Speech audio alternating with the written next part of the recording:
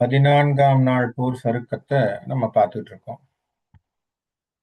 14ஆம் நாள் போர் சருக்கத்திலே ஜெயத்ரதனை வீழ்த்துவதற்காக அர்ஜுனன் ஒரு சபதத்தை செய்து கொண்டு, அன்றைக்கு சூரிய அஸ்தமனத்திற்குள்ளே ஜெயத்ரதனை நான் வீழ்த்துவேன், அப்படி இல்லைன்னு சொன்னா ஒரு அக்னியை மூட்டி அந்த அக்னியிலே நான் குதித்து என்னுடைய உயிரை விட்டு விடுவேன் என்று சொல்லி அவர் ஒரு சபதம் செய்கிறார்.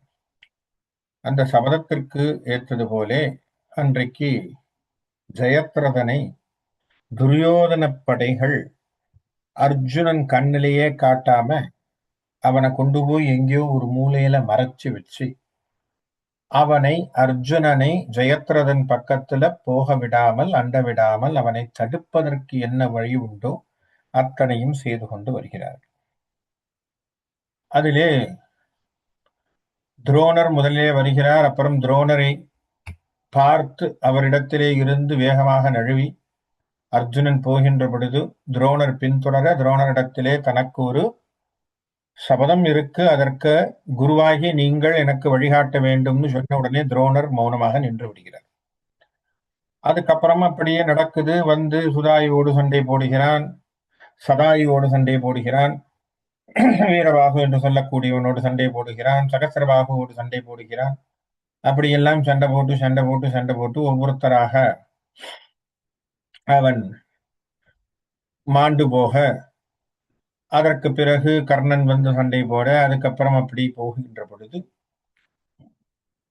கடைசியிலே குதிரைகள் எல்லாம் தாகமாக இருக்கிறது என்கின்ற வார்த்தையை கேட்டு கிருஷ்ணர் சொல்ல அங்கே ஒரு தடாகத்தை ஏற்படுத்தி அந்த தடாகத்திலே குதிரைகளை இளப்பார விட்டு உட்கார்ந்திருக்கும் பொழுது துரியோதனன் அவன் சேனைகள் அர்ஜுனன் என்னிடம் தாக்கு பிடிக்க முடியாமல் ஓடி வந்த சேனைகள் எல்லாம் துரியோதனிடம் இடத்திலே ஓடி வந்து, அப்பா அர்ஜுனன் எல்லாம் சமாளிக்கிறது கஷ்டம், எங்களால ஒன்றும் பண்ண முடியாதுங்கிற வார்த்தையை சொன்ன உடனே துரியோதனன் தஞ்சம் என்று ஓடி போய் தன்னுடைய குருவின் காலிலே விழுகிறான். குருதான் துரோணர்.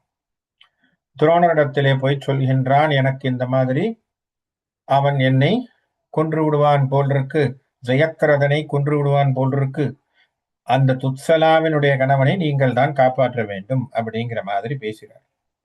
அப்ப துத்சலாவினுடைய கணவனை காப்பாற்ற வேண்டும் சொன்ன உடனே துரோணர் சொல்றார், இது நீயாக தேடிக்கொண்டாயப்பா, போற நாங்க யாரும் சொல்லல, அமைதியா போயிருக்கலாம். அன்றைக்கே பாரத போர் வேண்டாம் என்று கிருஷ்ணர் வந்து தடுத்தார், அன்னைக்கு நீ கேட்டிருந்தா விட்டுருக்கலாம், பரவாயில்ல, இன்னைக்கு இவ்வளவு தூரம் வந்தாச்சு. ஆகவே இனி உனக்கு கவச்சங்களை அணிவித்தாலும் ஆபரணங்கள் கழண்டு போனாலும் உன் ஆண்மை குறைவதில்லை அப்பா, ஆகவே நீ வீரத்தை வச்சுக்கோ, இதோ நான் உனக்கு ஒரு கவச்சத்தை தருகிறேன்.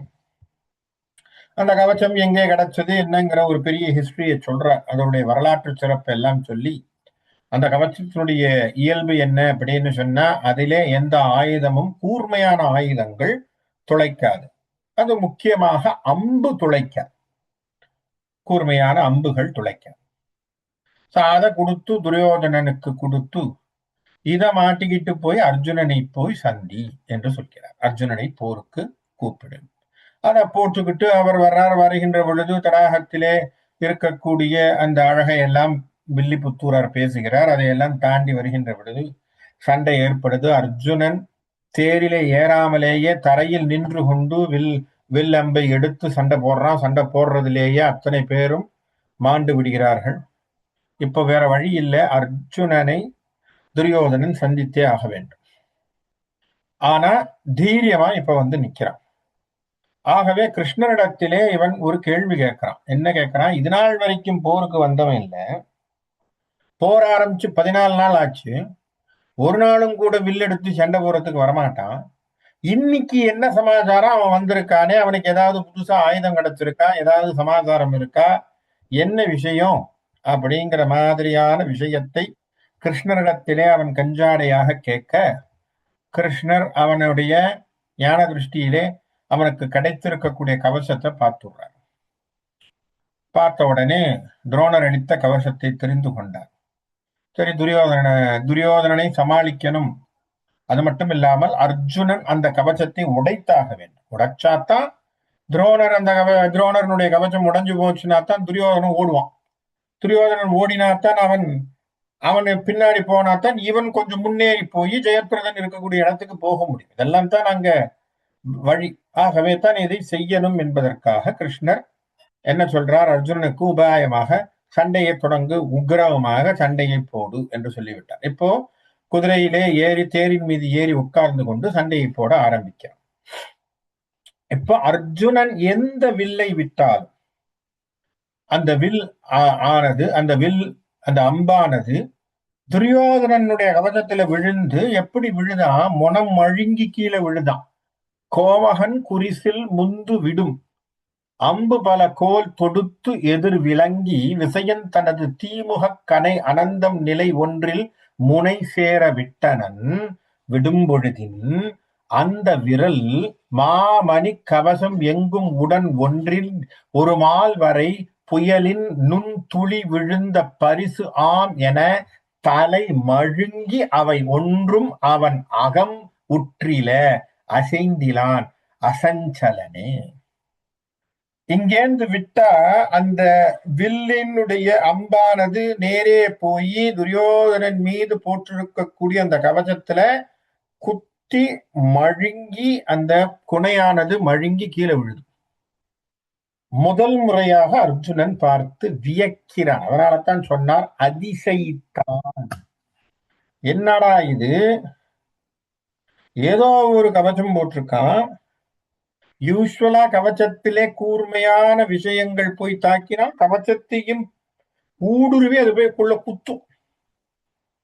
ஆனா இங்கே அர்ஜுனன் துரியோதனன் போட்டிருக்கக்கூடிய கவச்சத்திலே அவன் விடுகின்ற அம்புகளானது அந்த முனை மழுங்கி கீழே விழுதான். எப்படி விழுதான், இப்போ நீங்க பாத்தீங்கன்னு வைங்களேன், சில சமயம் நமக்கு வேடிக்கையா இருக்கும். மழை ஏன்டா இந்த இடத்துல பெய்யுதுன்னு யோசிப்போம். நட்ட நடு கடல்ல போய் மழை பெய்யும். சரியா? நட்ட நடு கடல்ல ஏற்கனவே அங்கதான் தண்ணி நிறைய இருக்கு. என்னத்துக்கு தண்ணி? அவங்க கொட்டுன்னு கொட்டி மழை தண்ணி எல்லாம் கொட்டிட்டு வரும். அது போல மலை மேல போய் விழும். அந்த மலையினுடைய நுனியிலே உச்சியிலே விழுந்தா அங்க போய் தங்கமா போது கீழே தான் விழும். அதுபோல் இங்கே அர்ஜுனன் அதுக்குதான் சொல்றான், மாமணி கவச்சம் எங்கும் உடன் ஒன்றி ஒரு மால் வரை புயலின் நுண் துளி விழுந்த பரிசு ஆம் என. எப்படி ஒரு மலை உச்சியில கொட்டுன்னு மழை கொட்டுது, ஒரு தண்ணி நிக்கலங்க. எப்படி நிக்கும்? அந்த தரையே இப்படி கூர்மையா இருக்கு, அங்க போய் நிக்குமா? நிக்க, எல்லாம் கொட்டிடும் கீழே. அது போல் அர்ஜுனன் விட்டிருக்கக்கூடிய பானங்கள் துரியோதனின் கவச்சத்திலே மேலே பட்டு முனை முழங்கி கீழே விழுது. இப்ப அர்ஜுனனுக்கு அப்படியே என்ன சொல்றது, ஆச்சரியமா இருக்கு. முதல்ல நம்ம புள்ள துரியோதனன் வரவே மாட்டான் சண்டைக்கு, எல்லாரையும் விட்டு நீ போ நீ போ நீ போன்னு சொல்றவன். இப்ப இன்னைக்கு என்ன பண்ணிருக்கான், நேரா வந்திருக்கான். அது யார சமாளிக்க வர்றான்? அர்ஜுனனோடு போர் செய்வது என்பது துரியோதனன் பண்றதே இல்லை. அர்ஜுனனோடு நேராக அர்ஜுனனை சமாளிக்க வர்றான். அதுவே இவனுக்கு ஒரு சந்தேகமா இருக்கு. கிருஷ்ணனிடத்துல என்ன சமாதானம் கேட்டாரு ஏற்கனவே. இருந்து இவன் வந்து நிக்கிறான். நின்னா இந்த கவச்சத்தினாலே அந்த குத்தப்பட்ட அம்புகள் எல்லாம் முனை முழுங்கி கீழே விழுது. இவனுக்கு ஆச்சரியமா இருக்கு. எப்படி நிக்கிறானா, அசஞ்சலனே. சஞ்சலம்னா மாறிட்டு இருக்கிறதுன்னு அர்த்தம். அசஞ்சலம் அப்படின்னா மாறாம இருக்குன்னு அர்த்தம்.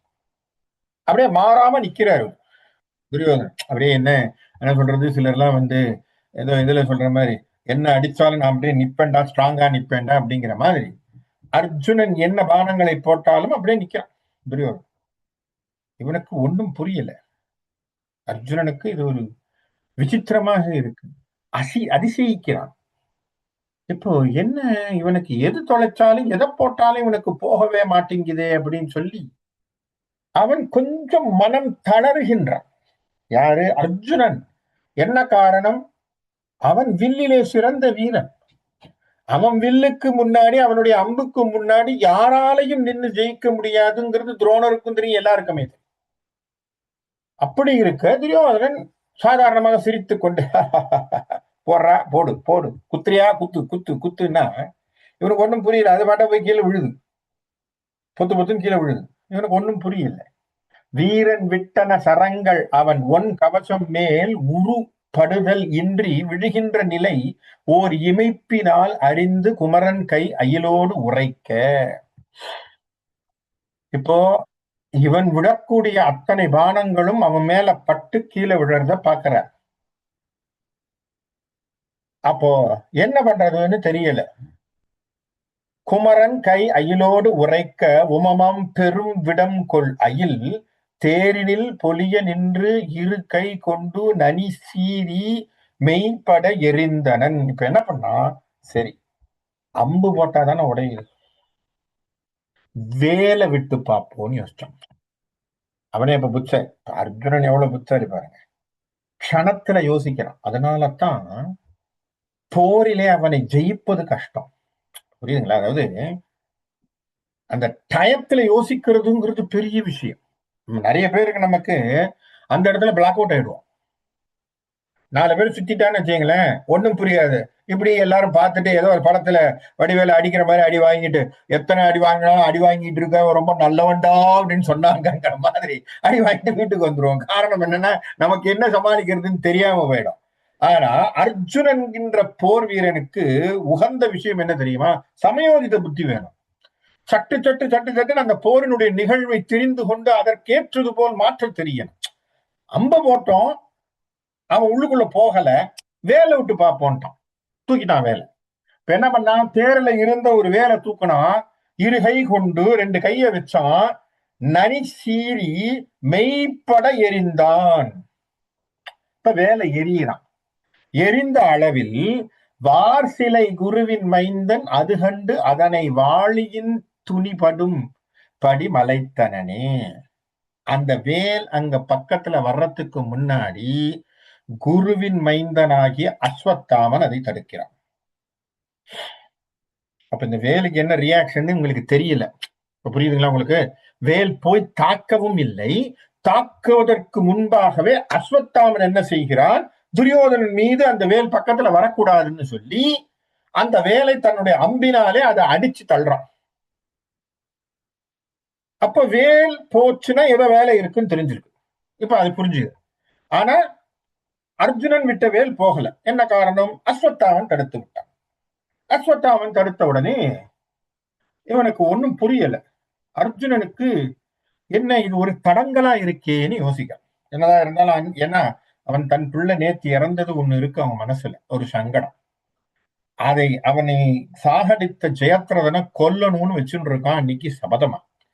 இப்ப இதெல்லாமே தடுக்கும் பொழுது அவன் மனதிலே ஒரு தளர்ச்சி ஏற்படும். இதை கிருஷ்ணர் பார்க்கிறார்.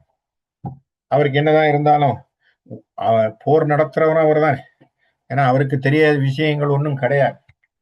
பாகை நெட்டியில் துணிந்திடலும் வம்பினோடு மானிறைத்து ரதமும் கடவி வந்து முதல் ஆகவத்தில் உடைந்தவர் அடங்க முனை எய்த எதிர்த்து ஒரு முகம்பட நெருங்கி மிக மோகரித்து வருகின்ற செயல் கண்டு அமரர் மூவரும் அரியவன் கழல் பணிந்த பரிதாகமுற்று அமர் தொடங்கவும் மறந்து கமழ்த்தார் அர்ஜுனன் உயங்கினான் அனந்தரமே. அதாவது இந்த இடத்திலே கிருஷ்ணர் அந்த நிகழ்வை பார்க்கிறார். என்ன, அர்ஜுனன் சண்டை போடுறான், அவன் அம்புகள் அங்கே ஒன்றும் செய்யவில்லை. ஒன்றும் செய்யவில்லைங்கிறது மட்டும் இல்லாமல் அவன் வேலை எரியும் பொழுது அஸ்வத்தாமன் அந்த வேலை தடுத்து விடுகிறான்.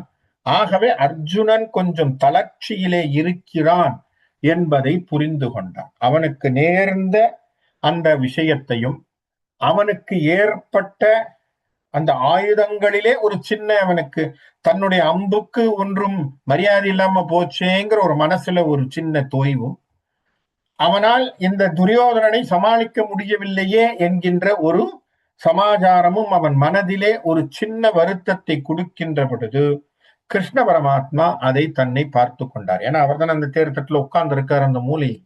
அவருக்கு இங்க நடக்கிற நிகழ்வு தெரிகிறது. எப்பேற்பட்டவராகிய கிருஷ்ணர் என்ன பண்றார்? சட்டென்று அந்த தேர்தட்டிலே எழுந்திருக்கிறார். என்ன அதுக்காகத்தான் சொல்றேன், எப்பேற்பட்டவர், எப்பேற்பட்ட பாதங்கள் எல்லாம் தொழுத பாதங்கள், பிரம்மா முதல் சிவன் வரை எல்லோரும் தொழுது வணங்கிய பாதமாக, இந்த உலகத்தை படைக்கின்ற பாதமாக, இந்த உலகத்தை அளந்த பாதமாக இருக்கக்கூடிய உலகளந்த பெருமாளாகி இருக்கக்கூடிய நாராயணன் அந்த தேர்தட்டிலே எழுந்து நிற்கிறான். நின்னு என்ன பண்ண போறான்? தன்னுடைய சங்கை எடுத்து ஊதுகின்றான்.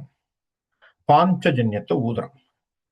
ஏன் பாஞ்சஜன்யத்தை ஊதுறான் அப்படின்னு சொன்னா, பாஞ்சஜன்யத்தை ஊதி எதிரிலே இருக்கக்கூடிய சில எதிராளிகளை மயக்குறச் செய்ய போகிறான். காரணம், அவர்கள் குறிப்பாக அஸ்வத்தாமன் எல்லாரும் கொஞ்சம் மயக்கம் ஏற்பட்டாதான் அர்ஜுனனுக்கு இப்போ கிட்டத்தட்ட துரியோதனும் தானும் மட்டும்தான் சண்டை போடுற மாதிரியான ஒரு இடம் கிடைக்கும். அந்த ஒரு ஸ்பேஸ் அதுக்காக அவர் கிரியேட் பண்றார். இரண்டாவது, அவர்கள் மயக்குறுகின்ற பொழுது அர்ஜுனனுக்கு அவர் ஒரு அறிவுரையை சொல்லி அவர் ஒரு சமாச்சாரத்தை செய்ய போறார். அதுக்காகவும் ஒரு காரணம். அதுவும் ஒரு காரணத்தினால என்ன பண்றார்? இப்போ தன்னுடைய பாஞ்சஜன்யத்தை எடுத்து சங்கநாதத்தை எழுப்புகிறார். கோமணி குரல் உகந்து புறவிகன் உயர் கோவலர் நடு நின்று முன் வளர்ந்த முகில். காமனும் இனிய தந்தை. காமன் என்று சொன்னால் அவருடைய பிள்ளை. மன்மதன் தான் அவருக்கு பிள்ளையாக பிறந்தான். யாருக்கு? கிருஷ்ணனுக்கு. அவனுடைய அப்பா, அதாவது அவனுடைய பிள்ளை.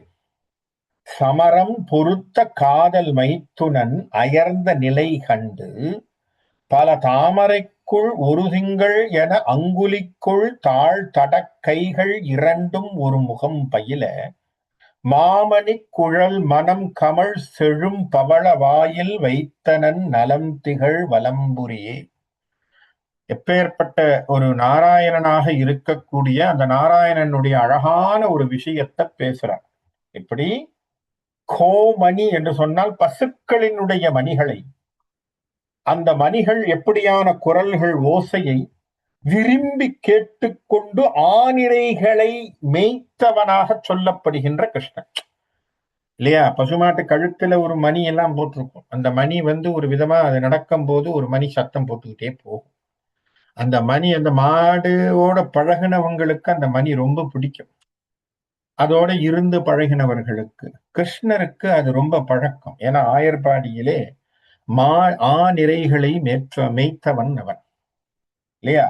முல்லை நிலத்திலே புறவிகன், முல்லை நிலத்திலே சிறந்த இடையருக்கு நடுவிலே இருந்தவன் இல்லையா? அங்க என்ன பண்ணிருக்கான்? முன்பு அப்படியே இளமையான ஒரு மூங்கிலை எடுத்து அதிலே துளைகளை போட்டு அந்த மூங்கிலை தன்னுடைய அழகான பவழ வாயிலே வைத்து ஊதி அங்கே இருந்த ஆனிரைகளை எல்லாம் தன்னுடைய மோன நிலையிலே வைத்திருந்து இருக்கு பாகவதத்தை. அவர் அந்த புல்லாங்குழல் இசையிலே ஊதுகின்ற பொழுது அவரை சுற்றி இருந்த கோபியர்கள் மட்டுமில்ல, ஆனிரைகள் கூட அப்படியே மறந்து தன் மடியிலிருந்து பால் சுரந்ததாம். அப்பேற்பட்ட மோன நிலையை தரக்கூடியவனாக இருக்கக்கூடிய கிருஷ்ணன் மன்மதனே அவனுக்கு பிள்ளையாக பிறந்திருக்கு. அப்பேற்பட்டவனாக காதல் மைத்துனன் என்று சொல்லக்கூடிய மன்மதன் தன்னுடைய பிள்ளையாக பெற்றவனாக இருக்கக்கூடிய அந்த கிருஷ்ண பெருமான் இப்ப என்ன பண்றார்? தன்னுடைய அழகான கைகளிலே அந்த பாஞ்சஜன்யம் என்கின்ற சங்கை எடுத்து தன் உதடின் பக்கத்திலே வைக்கிறான். வைத்து என்ன பண்றான்? ஊதப் போகிறார். இப்ப ஊதுகிறார். என்ன? நாகர் பொன் தருவை அம்புவியில் அன்று தருநாதன் வஜ்ர வலம்புரி முழங்க குரல் மேகம் ஒக்கும் என வெண்திரை எரிந்து பொறுவேளை ஒக்கும் என எங்கனம் எழுந்தபோது ஆகமுற்றுற நெகிழ்ந்து புலகம் புரிய அகவத்து 7 கடும் சினம் மடிந்து அவிய மோகம் உற்றனர் எதிர்த்து பொறு மண்டலீகர் மோழை பட்டத்துக்கொல் ஆண்ட முகண்டும் சிறிதே. இப்போ அங்கே சுற்றி இருந்த மண்டலீகர் என்று சொல்லக்கூடிய கிரீடம் அணிந்த மற்ற ராஜாக்கள் அத்தனை பேரும் எப்படி இருந்தாங்களாம். அவர் இந்த கிருஷ்ண பரமாத்மா அந்த சங்கு நாதத்தை செய்கின்ற பொழுது அந்த தேவர்கள் மூவர்கள் எல்லோருமே அப்படியே எப்படி மயங்கி போனார்களோ அந்த காலத்திலே, கிருஷ்ணர் புல்லாங்குழலை ஊதுகின்ற பொழுது அந்த நாதத்திலே எப்படி இந்த உலகம் எல்லாம் மயங்கி கிடந்ததோ இல்லையா? அதுபோல் அதனால்தான் அழகாக கண்ணதாசன் ஒரு பாட்டுல போட்டான் இல்லையா? ஆயர்பாடி மாளிகைகள்னு ஒரு வருகின்ற பொழுது வரியை சொல்லுவான். கண்ணன் அவன் தூங்கி விட்டால் காசினியே தூங்கிவிடும், அன்னையரே துயிலெழுப்ப வாரீரோன்னு கேட்பான். அவன் தூங்கிட்டானா உலகம் தூங்கிடும்பா, அவனை எழுப்பி விடு, அவன் எழுந்து வேலை செய்யட்டும் என்று சொல்லக்கூடிய அழகான வரி. ஏன்னா கண்ணன் அத்தனை பேரையும் மோன நிலைக்கு தள்ளக்கூடியவன். ஏன்னா மாயா சுரூபமும் அவன்தான், மாயையை விளக்கக்கூடியவனும் அவன்தான். அதனால்தான் அவனுக்கு மாயன் என்றும் ஒரு பேர் உண்டு. மாயோன்னு பேசுறோம், மாமான்னு ஒரு வார்த்தை இருந்தாலும் அவன் என்ன பண்ணுவான், மாயத்தையும் தரக்கூடியவனாக இருப்பவனும் அங்கே கிருஷ்ண பரமாத்மா தான். அப்ப இந்த மோன நிலை என்கின்ற ஒன்றை தருவதை போல் இங்க சுத்தி அந்த பாஞ்சஜன்யத்தினுடைய ஓசையை முழங்கிய உடனே இப்ப துரியோதனனை சுற்றி இருந்த ராஜாக்கள் அத்தனை பேரும் கிட்டத்தட்ட அப்படியே ஒரு மயக்கத்துக்கு போன மாதிரி போயிட்டாங்க. அப்படியே ஒரு மயக்கத்துல இருக்காங்க, ஒன்னும் பேச முடியாம. அப்போ கிட்டத்தட்ட அவர்களுக்கு அங்கே என்ன நடந்தது என்று தெரியவில்லை. அப்படி இது என்ன அர்த்தம் அப்படின்னா, டைம் மிஷினை ஸ்டாப் பண்ணிருக்காருன்னு அர்த்தம் கிருஷ்ணர்.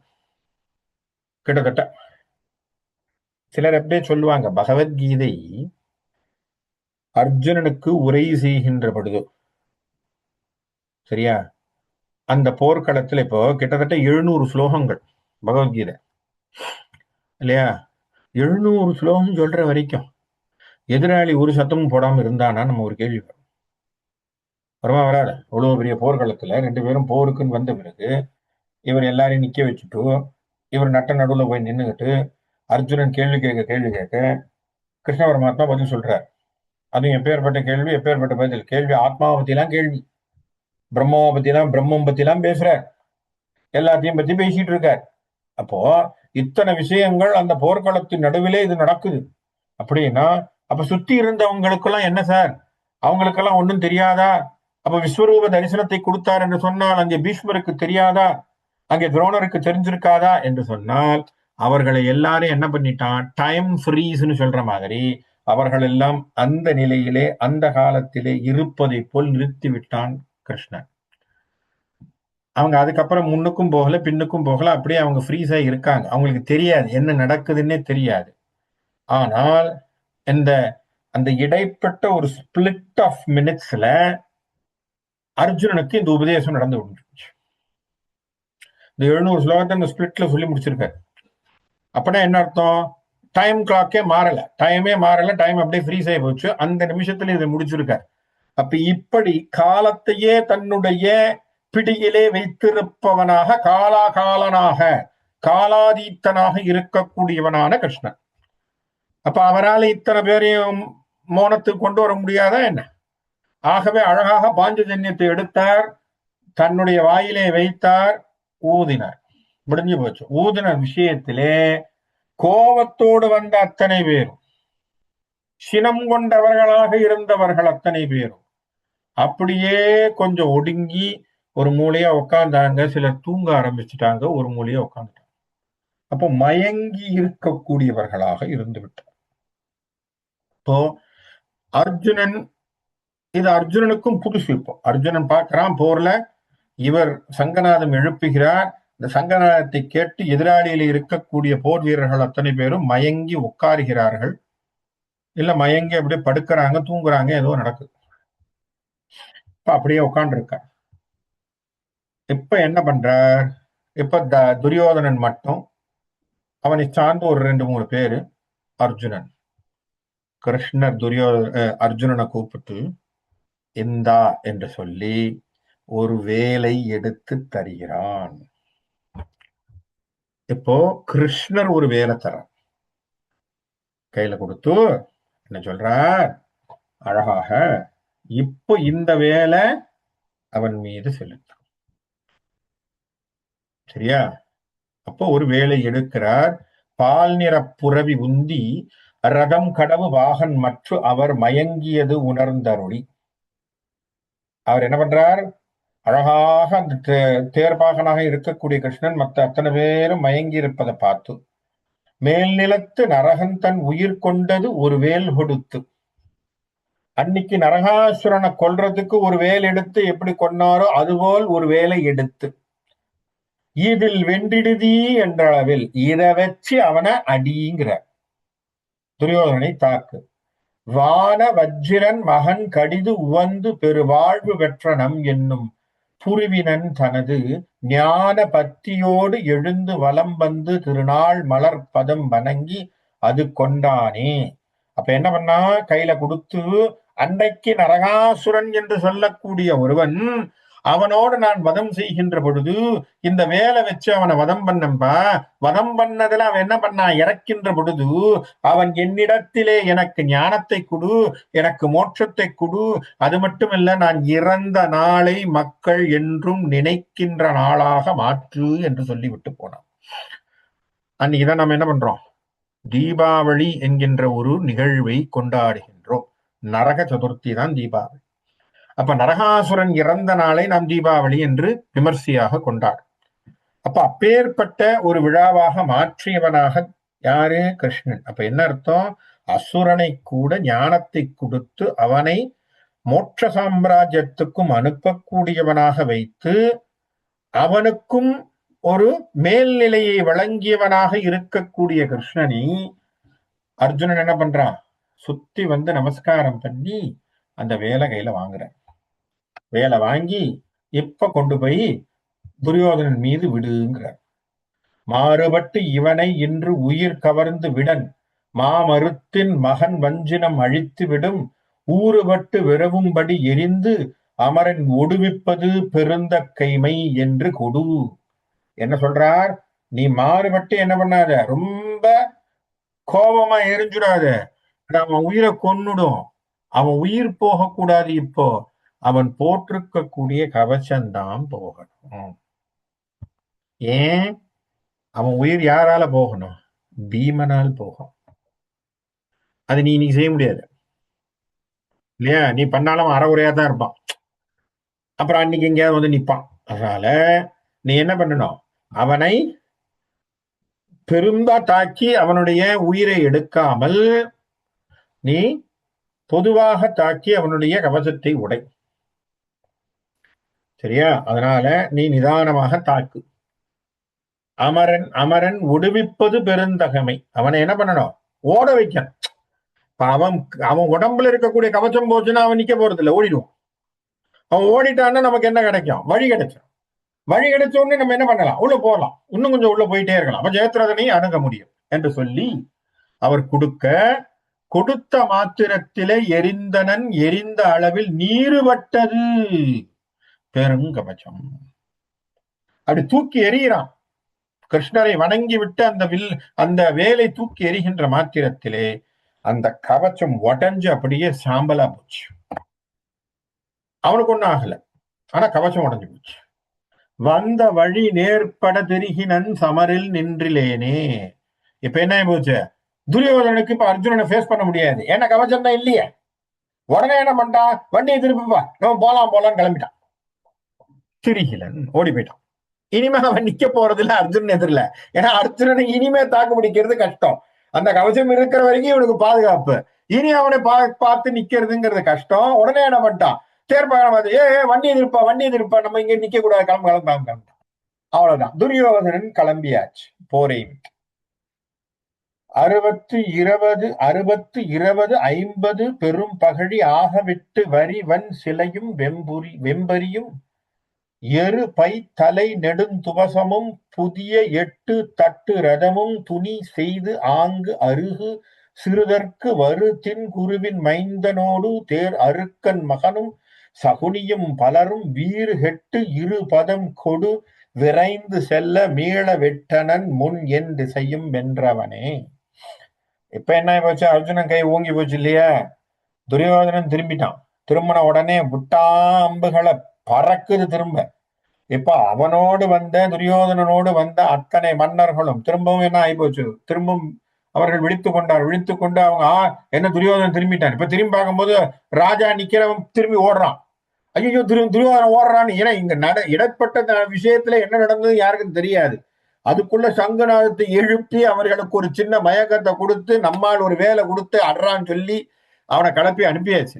அவன் அனுப்பின காலத்துல இவங்க எல்லாம் திரும்பி பார்க்கும்போது ஐயோ என்னடா துரியோதனன் போறான், ஓடுறேன் திரும்பு அப்படின்னு இவங்க போக அவனை அடிக்க அர்ஜுனன் அத்தனை பேர் மீதும் பானங்களை ஏவுகின்றான். ஏன் அவனதெல்லாம் கை போச்சு கால் போச்சுன்னு ஓடினவன் ஓடினான். ரதம் கெட்டு போனவன் விழுந்தான், யானை கெட்டு போனவன் விழுந்தான், அது போல குதிரைகள் அடிபட்டு கீழே விழுந்தான். அந்த மாதிரி கீழே விழுந்தவர்கள் விழுந்தார்கள். சிலர் என்ன ஆச்சு, எப்படியோ தப்பிக்கலாம் நினைச்சு ஓடினாங்க. அது மட்டும் இல்ல, அஸ்வத்தாமன் ஓடுகின்றான். அருக்கன் மகனும், யாரு, தேரருக்கன் மகனும் கர்ணன் ஓடுகின்றான், சகுனி ஓடுகின்றான், துச்சாதனன் ஓடுகின்றான். எல்லோரும் அங்கே அர்ஜுனனிடத்திலே இருந்து ஓட ஆரம்பிக்கிறார்கள். இப்ப அர்ஜுனனுக்கு பவர் வந்துருச்சு. யார் கொடுத்தது? யாரு? கிருஷ்ணன். அப்படி கொடுத்துட்ட ஒரு சின்ன நிகழ்வை நடத்தி அவனுக்கு ஒரு தெம்பை கொடுத்து, எதிராளி ஒரு சின்ன மயக்கம் மாதிரி ஒரு மயக்கத்தை கொடுத்து சங்கு நாதத்துல அவனை கிளப்பி விட்டான். அவ்வளவுதான். அப்புறம் என்ன ஆச்சு? வேர்த்து எதிர் விசையன் வென்ற களத்தில் ஆர்த்து எதிர் வந்தனர் ஆர்கொள் பிழைத்தார். வேர்த்து விறுவிறுத்து அர்ஜுனனை எதிர்க்க வந்தவங்க யாராவது உயிரோடு பிழைச்சவங்க இருக்காங்களா? ஏத்திய 11 பூமியின் என்னும் பார்த்திவர் பற்பல ஆயிரர் பட்டனர். அதனால இந்த பார்த்திபனை எதிர்த்து நின்று சண்டை போடுவது என்பது முடியவே முடியாது. ஏன்னா அப்படியான ஒரு என்ன சொல்றது, போர் வீரத்திலே சிறந்த வீரனாக இருப்பவன் அர்ஜுனன். அங்க என்னன்னா, நீங்க 1008 பேரோட நீங்க பாண்டவர்களோட நீ என்ன வேணா பண்ணலாம், அர்ஜுனனையும் பீமனையும் சமாளிப்பது கஷ்டம். இந்த அவங்க 2 பேரும் மைனஸ் பண்ணிட்டீங்கன்னா நீங்க வேற யாரோட ஈஸியா விளையாடலாம். தர்மனியோ சகுனியோ இது நகுலனோ சகாதேவனோ பெரிய விஷயம் கிடையாது. ஆனா அர்ஜுனனையும் பீமனையும் சமாளிப்பது என்பது பெரிய பெரிய பிரச்சனை. ஏன்னா அப்பேற்பட்ட வீரர்கள் அவர்கள் 2 பேருமே. அதனாலதான் எல்லா இடத்துக்கும் பாத்தீங்கன்னா இவங்க 2 பேரும் தான் போய் சண்டை போட்டதே. நிறைய சண்டை போட்டது இவங்க 2 பேரும் தான். ஆனா தர்மனும் சண்டை போடுறான். நம்ம ஏற்கனவே பார்த்தோம், 7ஆம் நாள் போரிலே தர்மன் சண்டை போடுறான். இதே துரோணரோடு சண்டை போட்டு துரோணரை வணங்கி நீங்க போயிடுங்கன்றான். இப்ப தர்மனுக்கும் வீரம் இருக்கு, இல்லைன்னு சொல்லல. ஆனால் வியாச பாரதத்திலும் சரி, வில்லி பாரதத்துல ஒரு இடத்துல சொல்றோம், வியாச பாரதத்திலும் சரி, பெரிய லெவல்ல தர்மன் கொண்டாடப்பட்டவனாக பெரிய வீரனாக இருந்தவனாக சரி சொல்லப்படவில்லை. ஏன்னா அவனுக்கு கமாண்ட், அதாவது என்ன சொல்றது, தர்மன் சொல்ல கண்டிப்பாக அர்ஜுனனும் பீமனும் மாட்டேன்னு சொல்ல மாட்டாங்க, சண்டை போட்டுருவான்.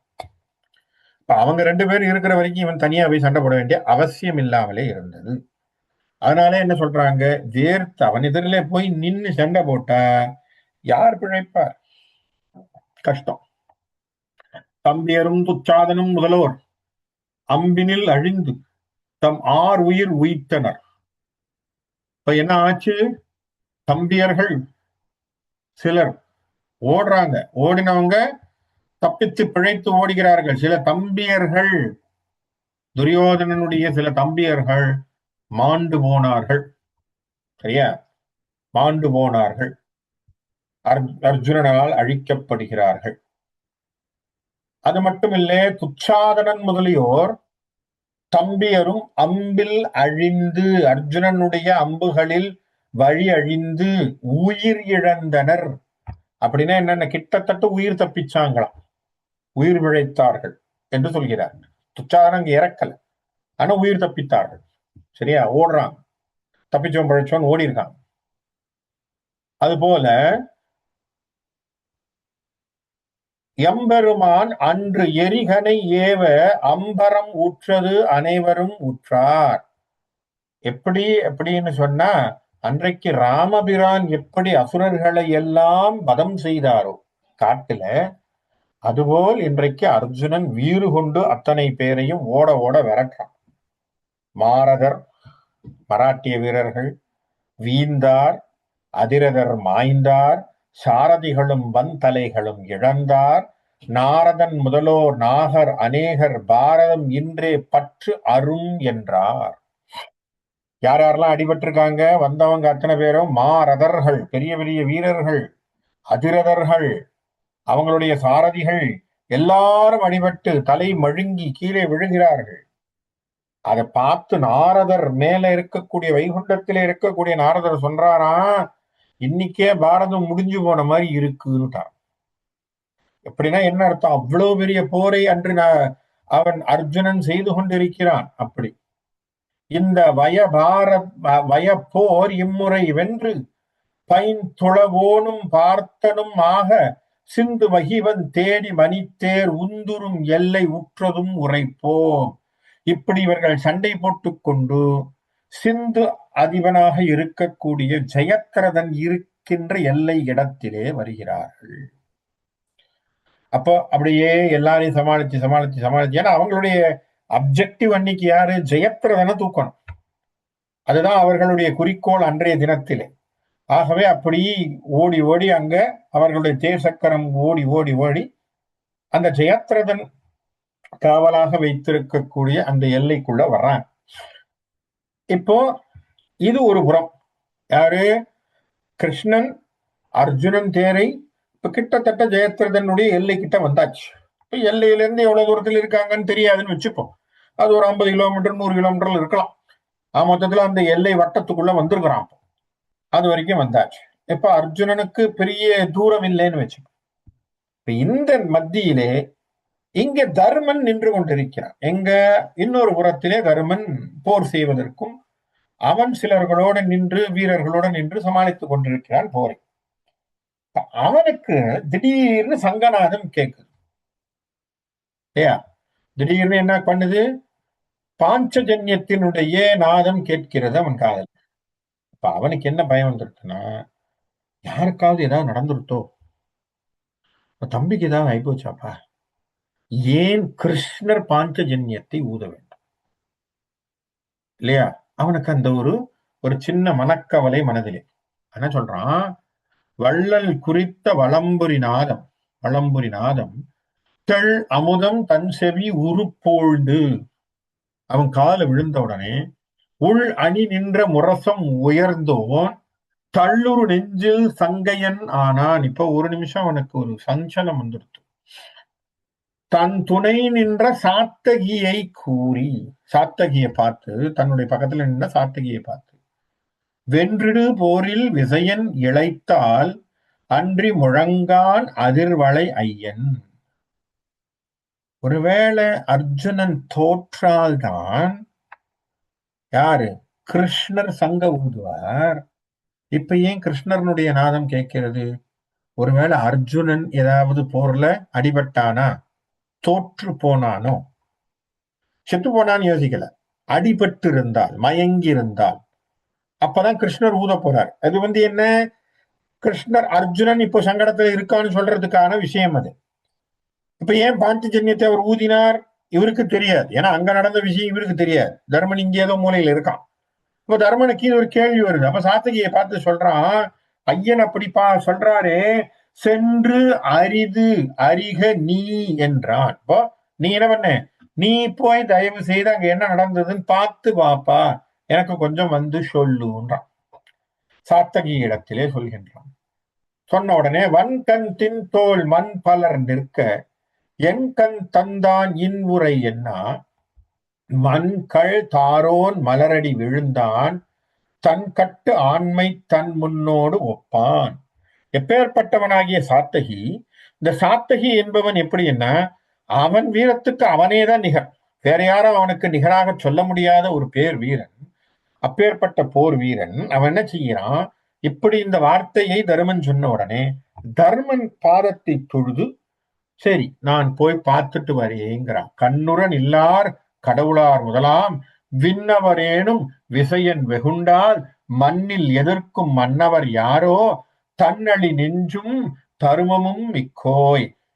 அப்பவும் ஒரு வார்த்தை சொல்லிட்டு போறான். என்ன சொல்றான்? அப்பா, உங்க தம்பியை பத்தி நான் சொல்லணும் இல்ல, உங்களுக்கே தெரியும் என்ன அப்படின்னா, உலகத்துல அவன் கண்ணுக்கு முன்னாடி நிக்கிறது கஷ்டம். கண்ணுற நில்லார். யாரு? போருக்கு வந்தவன் அர்ஜுனன் கண்ணுக்கு முன்னாடி நிக்க முடியாது.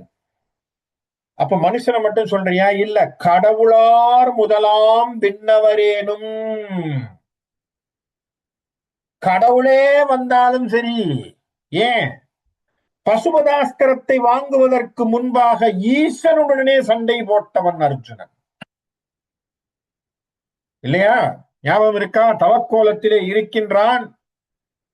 அங்க இவர் வேடுவனாக வருகிறார். வேணும்ட்டே இவர் ஒரு விளையாட்டு செய்யணும்னு பண்ணியை அடிக்கிறார், இவனும் அடிக்கிறார். 2 பேரும் சேர்ந்து காட்டு பண்ணி அடிச்சுட்டாங்க. நான் தான் முதல்ல அடிச்சேங்கிற. இல்ல இல்ல, என்னதுதான் முதல் அம்புங்கிறான் அர்ஜுனன். இல்ல இல்ல, நீ என்ன வீரன், நான் தான் முதல் அடிச்சேன், எந்துதான் முதல் அம்பு, போய் பாருங்கிறார் இவர். அப்படின்னா வீரமா பாத்துருவோன்றான். அவ்வளவுதான். 2 பேருக்கும் சண்டை நடக்குது. யாரோடு சண்டை செய்கிறான்? ஈஸ்வரனுடனே சண்டை செய்கின்றவன். அப்போ கடவுள் வந்தாலும் சண்டை செய்யக்கூடியவன் திறமையிலே. கடவுளர் முதலாம் விண்ணோரேனும் விசையன் வெகுண்டால், அவங்களுக்கு கோபம் வந்துட்டுதுன்னா மண்ணில் எதிர்க்கும் அன்னவர் யாரோ? யார முன்னாடி போய் நிக்க முடியும் சண்டை போடுறதுக்கு? சாத்தகி சொல்றான், தர்மா அண்ணா, தயவு செய்து நீங்க அதை பத்தி யோசிக்காதீங்க. அர்ஜுனனுக்கு ஒண்ணும் ஆயிருக்காது. இது வேற ஏதோ சமாச்சாரம். கிருஷ்ணர் சங்கு ஊதியதற்கு ஏதோ ஒரு சமாச்சாரமா இருக்கலாம், இல்ல ஏதோ ஒரு பிரேக் விட்டுருக்கலாம், ஏதோ ஒரு சமாச்சாரம் நடந்திருக்கும். நீங்க அதை பத்தி கவலைப்படாதீங்க. ஆகவே நான் போய் பார்த்து விட்டு வருகிறேன். தன்னழி நெஞ்சும் தர்மமும் மிக்கோய், நீயோ தர்மத்தில் மிகுந்தவன். உன்னுடைய தர்மத்தினுடைய சிந்தனை எங்கேயோ நிற்கக்கூடியது. நீ ஏன் யோசிக்கிற? அர்ஜுனனுக்கு ஒன்றும் ஆயிருக்காதுன்னு நம்ம போய் பார்த்துட்டு வரீங்க. சரின்னு சொல்லி அதிரதனர்களோடு சாத்தகி என்ன பண்றார்? அங்கே உள்ள நுழையிறான். அவன் இப்ப அர்ஜுனனை தேடி உள்ளே போகின்றான். சரியா? என்று அரண்மைந்தன் ஏவல் தலை கொண்டு, தர்மன் சொன்னதை கேட்டுட்டு, அன்று ஒரு தேர் மேல் அதிரதரோடும் சென்றனன் வெய்தின் தேவகி மைந்தன் துன்னிரிய செருவில் தூசி பிளந்தே. அங்க அப்படியே இருக்கக்கூடிய தூசிகள் எல்லாம் பிளந்து கொண்டு அவன் போறான். போகும் பொழுது விருதோடு முந்த விளங்கிய கொற்ற கிருதனை ஆதி கிழலோடு ஒப்பான், ஒரு தனுவும் கொண்டு ஊர் பரிமாவும் ரதமும் வில்லும் இமைப்பில் அழித்தான். இப்ப கிருத்தவர்மன் என்கின்ற ஒருவன், இவன் யார் அப்படின்னா நாராயண சேனையில இருந்த ஒரு பெரிய வீரன். நாராயண சேனையில இருந்து நிறைய பேர் வந்தாங்க, புரிஸ்ரவஸ்ல இருந்து எல்லாரும் வந்தவர்கள், இல்லையா? அப்போ இதே போல இவனும் நாராயண சேனையில் இருந்து கௌரவர்கள் பக்கத்திலே நின்று சண்டை போட வந்திருக்கிறான். இந்த கிருத்தவர்மன் என்ன பண்றான்? இவனை தடுக்கிறதுக்கு வரான். யார?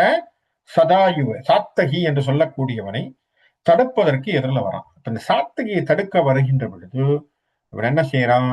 அவனோட சண்டை போட்டு அவன் வில்லு, அவனுடைய ஆயுதங்களை உடைத்து, அவனுடைய கிரீடத்தை தூக்கி, அவன் வந்திருக்கக்கூடிய தேரை உடைத்து அவனை கீழே விழ மாதிரி செஞ்சுட்டு, இமைப்பில் நினைக்கிற மாத்திரத்துல அடிச்சு உடைச்சு தூக்கி போட்டுட்டு அவன் கிளம்பி போயிட்டான் சாத்தகி. அதுக்கப்புறம் சலசந்தன் அப்படின்னு சொல்லக்கூடியவனோடு சண்டை போடுறான். பலமக நூறார் இவர் பரித்தே ரணமிக நூறாயிவர் அழிந்தார். இவனோடு சண்டை போட நிறைய பேர் வந்தாங்க. வந்தவர்கள் நிறைய பேர் அழிந்து போனார்கள். மன்மத வெண்கை மலை மிசை வீரன் தன்முன் மலைத்தான் தார் சலசந்தன். ஜலசந்தன் என்று சொல்லக்கூடியவன் இவன் முன்னாடி வந்து நிக்கிறான். அவனும் இவனை பார்த்து அப்படியே மலைச்சு போறான்.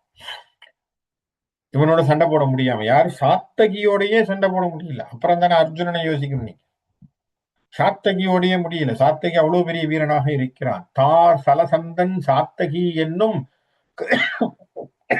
கார் செலவாய கனை மழையாலே போர் சலம் இல்லா புகர் மலையோடு மேல் சலம் எய்தி வெங்கனல் ஆனான். அவனோட சண்டை போடத்துக்கு ஆரம்பிக்கிறான் சலசந்தன். சாத்தகி 2 பேரும் மாறி மாறி மாறி ஆயுதங்கள் அம்புகளை விட்டு கொண்டே இருக்கிறார்கள். கனை மழையிலே நம்முடைய சலசந்தன் அப்படியே நனைஞ்சு போறான். போற சமயத்திலே இவன் விட்ட ஒரு அம்பினாலே அவன் உயிரானது பிரிகிறது. யாரு? சலசந்தன் என்று சொல்லக்கூடியவனுடைய உயிர் பிரிந்து விடுகிறது. நாட்டமில்லா நரபதி மைந்தர் ஈட்டமாக ஈர் இருவோர்கள் கூட்டு அம்பு எய்ய கொடுமினை வென்றான் வேட்டம் போன வெண்களிற்று ஒப்பான். அழகாக இப்போ என்னன்னா, வெண்களிறு என்று சொன்னால் யானைக்கு ஒப்பான ஒரு வீரத்தை கொண்டவனாக இருந்த அந்த சாத்தகி என்பவன் என்ன பண்ணா, அழகாக சண்டை போட்டு ஒவ்வொருத்தராக தூக்கி கொண்டு வர்றான். ஒவ்வொருத்தரோடு சண்டை போட்டு அங்க இருக்கக்கூடியவர்களை ஜெயித்து கொண்டே வந்து கொண்டிருக்கிறான். அப்பொழுது துரியோதனனுடைய சில தம்பிமார்களை கூட அவன் கொன்று குவித்து விடுகிறான். சில தம்பிமார்களை கூட அவனால் கொஞ்சம் கொல்ல முடிகிறது. அப்போ தம்பிமார்கள் சிலர் இறப்பதற்கும் சாத்தகி காரணமாக இருக்கிறான். சாத்தகி கொன்றுவிட்டு அவன் முன்னேறி கொண்டு வருகிறான். அப்போ இது இது இவங்களுக்கு ஒரு பெரிய ஏமாற்றமாத்தான் இருக்கு. என்ன இவங்க எதிர்பார்த்தது என்ன? அந்த பாண்டவர்களை மேலே போக விடாமல் தடுக்கணும்னு நினைச்சாங்க. ஏற்கனவே அர்ஜுனன் இப்ப எல்லபுரத்துக்கு வந்துட்டான். ஜெயத்ரதன் இருக்கக்கூடிய எல்லை வரைக்கும் வந்தாச்சு. சாத்தகி இப்ப உள்ள நுழைஞ்சின்னு இருக்கான். யோசிச்சு பாருங்க, ஏற்கனவே அர்ஜுனன் ஒருத்தனையே சமாளிக்கிறது கஷ்டம். சாத்தகியும் உள்ள வந்தா, இதோட இன்னொரு கூத்து பின்னாடி வரப்போகுது. பீமனும் உள்ள நுழைய போறான். அவ்வளவுதான். என்ன ஆகி போச்சு? 14ஆம் நாள் போர்ல எல்லாத்தையும் முடிச்சிருவாங்க. அந்த அளவுக்கு இவர்களுடைய வீர பராக்கிரமங்கள் உள்ளே ஏற்பட்டு விடும். யாரும் போரில் எளிவர வீரம் சாரும் சாபம் தன்னோடு நேமி தேரும் தானும் சென்றிவனோடே கூறும் சாப குரு எதிர்கண்டா. நேர சாத்தகி சண்டை போட்டுட்டு வரும்போது துரோணர் வர்ற, துரோணர் தடுக்கிறார். என்னன்னா, இப்போ துரியோதனன் சொன்ன மாதிரி வரக்கூடிய வீரர்களையும் இவங்க தடுத்தாகணும். அர்ஜுனனை மட்டும் இல்லையா? அவன் பொருட்டு வரக்கூடிய அத்தனை வீரர்களையும் என்ன செய்யணும்? இவங்க தடுத்து நிறுத்தணும். நிறுத்தினாதான் ஜெயத்ரதனை நீங்கள் அந்த சாயந்தர வேலை வரைக்கும் காப்பாற்றணும்.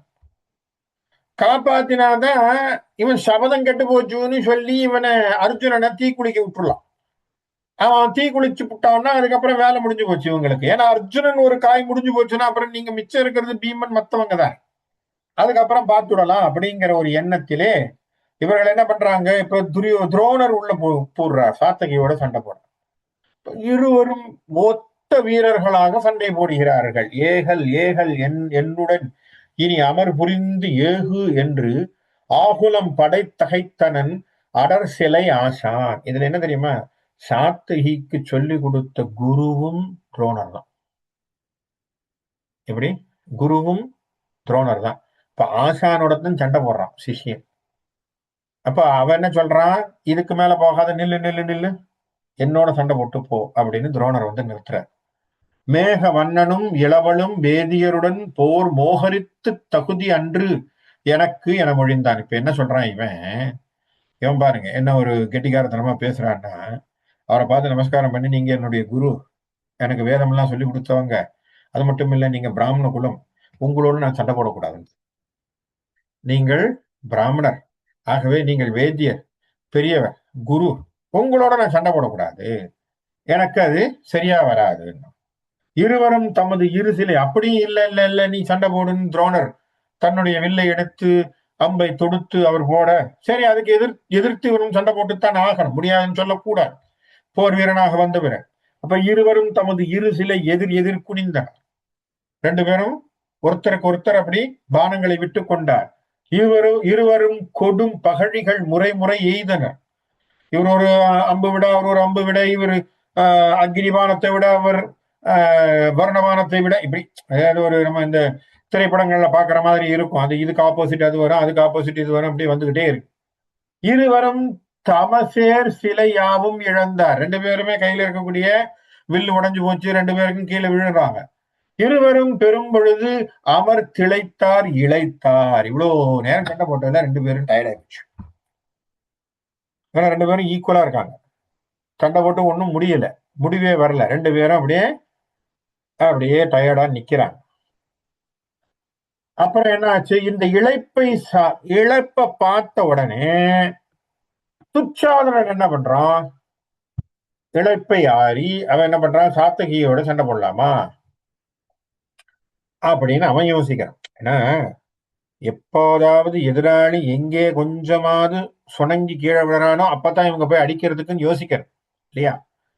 இளைத்த வேதியன் நிற்ப மன்னவன் இளைப்பு ஆறி உழைத்த தடம் புரி தேரும் மற்ற ஒன்று மேல் கொண்டு வளைத்த வில்லோடும் மண் அணி கலங்கி மேல் வருவோன் கிளைத்த பல்பெரும் கிரணினில் வயங்கு ஒளி கிளர்த்தான். இப்ப என்ன பண்ணா நம்மால துச்சாதனன் இப்ப பாத்துக்கிட்டே இருந்தான். பார்த்தவன் என்ன பண்ணான், குடுகுடுன்னு ஆஹா இப்ப சாத்தகி கொஞ்சம் இழைச்ச மாதிரி இருக்கான், ஒரு அயற்சியோடு இருக்கான்.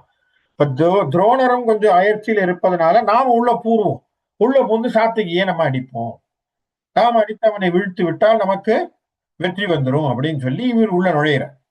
உள்ள நுழைஞ்சு யானை தேர் பரி வீரர் ஈர் 9 நிலத்து தானையோடு துச்சாதனன் அடுத்து எதிர் தடுத்தான் சோனை மேகம் ஒத்த இவன் பொழி தாடைகள் கலங்கி பூனை போல் அழிந்து இருபதம் சிவந்திட போனான். என்ன போச்சு, சாத்தகியோட சண்டை போடுறதுக்கு இவர் யானை குதிரை எல்லாத்தையும் கூட்டிக்கிட்டு நம்ம ஆள் துச்சாதனன் வர்றான். வந்து சண்டை போடுறதுன்னு வருகின்ற பொழுது சாத்தகி உடனே எழுந்து அந்த துச்சாதனனுடைய போர் படை வீரர்களோடு சண்டை போட்டு துச்சாதனையும் ஓட விட்டுட்டான். ஆகவே அவனும் என்ன பண்ணிட்டான், வந்தவன் அப்படியே பெரிய புலி போல வந்தவன் இப்ப பூனை போல போயிட்டாங்கிற அழகா பண்ணார். பூனை போல் அழிந்து எப்படி வந்தவன் எப்படி வந்தான், அப்படியே கர்ஜனை எல்லாம் பண்ணிக்கிட்டு புலி மாதிரி வந்தவன் அப்படியே பூனை மாதிரி பதுங்கி பம்மி போயிட்டான். அப்போ அவனால் பெருசா தாக்கு பிடிக்க முடியவில்லை சாத்தகி.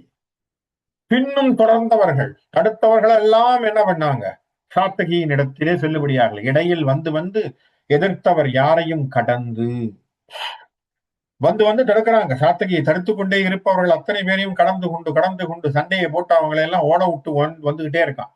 புடை வரும் தனது அணிகினி நிழல் என போது தடை அரும்படி தருக்குடன் சார் பெரும் பருவ விடை நடந்தனன் விசையன் நின்றுழியே. அப்படி சண்டையை போட்டு போட்டு போட்டு போட்டு என்ன பண்ணா, எல்லாரையும் தடுத்து தடுத்து தடுத்து தடுத்து கடைசியிலே அர்ஜுனன் இருக்கின்ற இடத்திற்கு வந்து சேர்ந்தான் சாத்தகி. அப்போ அர்ஜுனன் இடத்திற்கு சாத்தகி வந்து சேர்ந்தாச்சு. அவன் எல்லா தொடைகளையும் மீறி எல்லாரோடையும் சண்டை போட்டு எல்லாரையும் ஒடுக்க பண்ணி இவன் போய் உட்கார்ந்துட்டான். இவன் வந்தாச்சு. இப்ப சாத்தகி நேராக அர்ஜுனனோடு வந்தாச்சு. இப்ப அர்ஜுனன் தனியாக இருந்தா அர்ஜுனன் பிளஸ் சாத்தகி ஆகி போச்சு.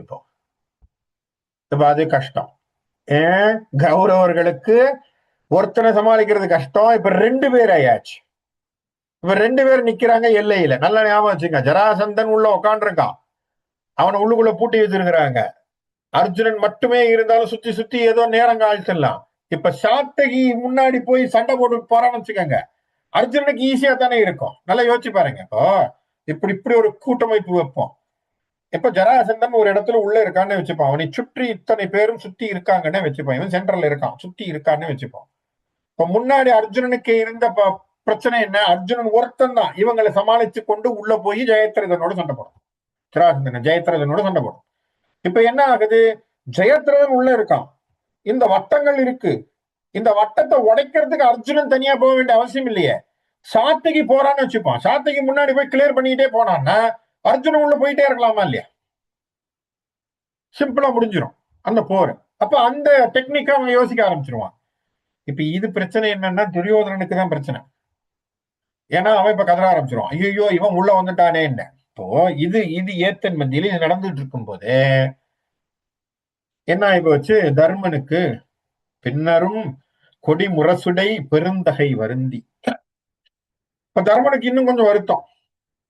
முன்னம் நின்ற வாயுவின் மகம் முகனுர நோக்கி, இப்ப முன்னாடி நின்ன பீமனை பார்த்து, மன்னர் என்படு வருதினி வாரியின் நாப்பன் என்னர் ஆகினர் உம்பியும் எம்பெருமானும்.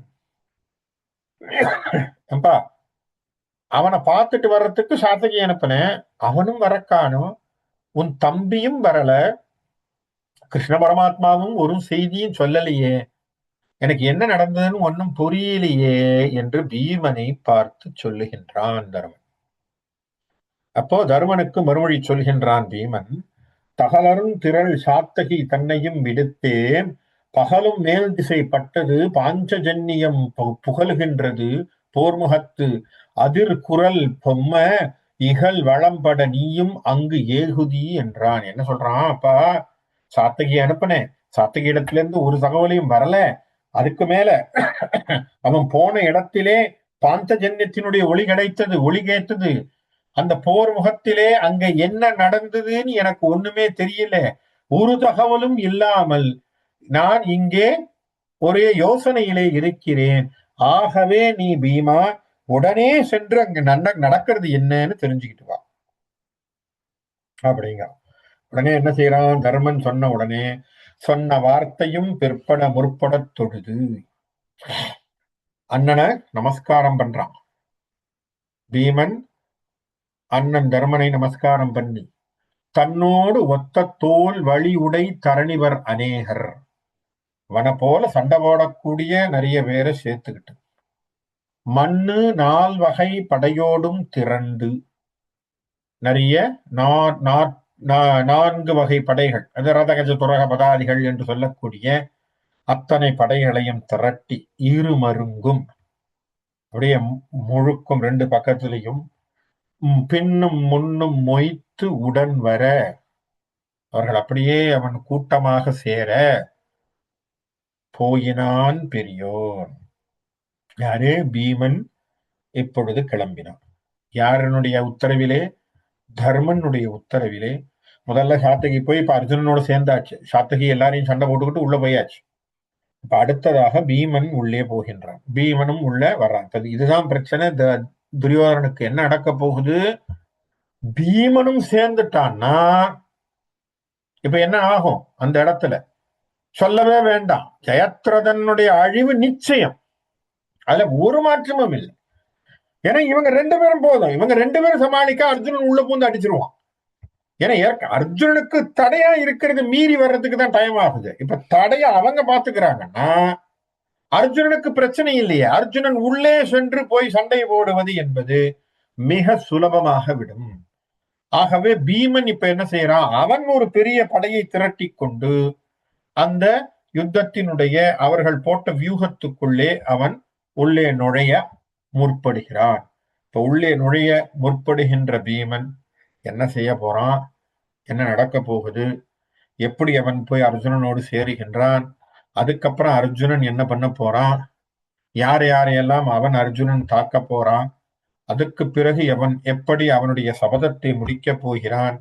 அதற்கு கிருஷ்ணர் அவனுக்கு செய்த உதவிகள் என்ன என்பதையெல்லாம் வருகின்ற தொடரிலே பார்ப்போம்னு சொல்லி இன்னைக்கு இந்த இடத்துல நிறுத்துகிறேன். நன்றி, வணக்கம்.